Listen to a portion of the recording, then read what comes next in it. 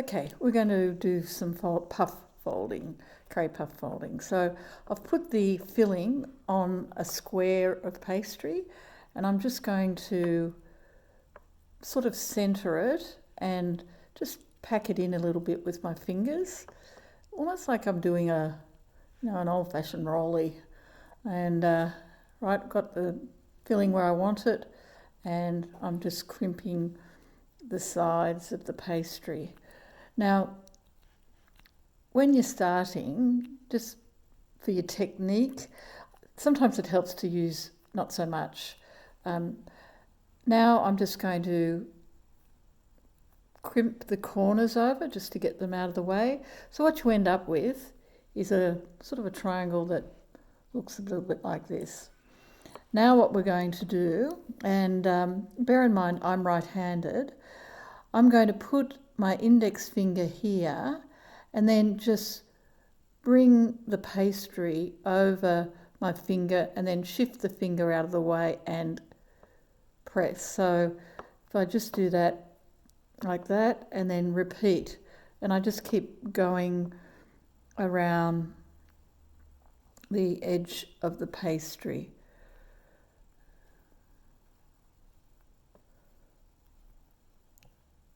Moving around that top corner, it's just a little bit of extra pastry to crimp. Keep going, get round to the end, and you're finished. And it ends up, look, it's not perfectly neat like the shop, but hey, looks okay. As I said in my instructions, all of these little imperfections puff out. So to be honest, you don't really notice them that much. The real focus has got to be to try and get your speed up a lit, because you're actually going to do a lot of these little puffs. And if you don't enjoy it, then you're not going to do it. I tend to get my pan and my puff pastry, sit myself down in a chair, have a good thing going on TV, and then off I go. And here's one. I've got a bit more filling in this one. Look, sometimes the oil makes it a little bit hard, so it gets on your fingers and all that sort of stuff. And so what I tend to do then is I just tend to have a something like an apron or a piece of paper. I can just wipe my fingers off, and it just keeps them a little bit dry for the fold.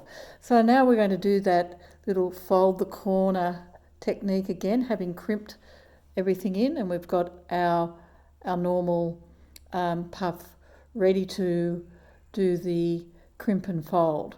So we already did one slowly, but now I'm just going to do one that I would normally do, just to give you an idea of when you're doing a few, you can actually get quite fast. So we're just going to go crimp, fold, going round and round.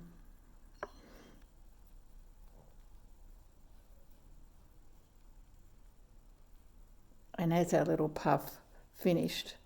And we've now got to do 60 of these. So thanks for watching. Bye.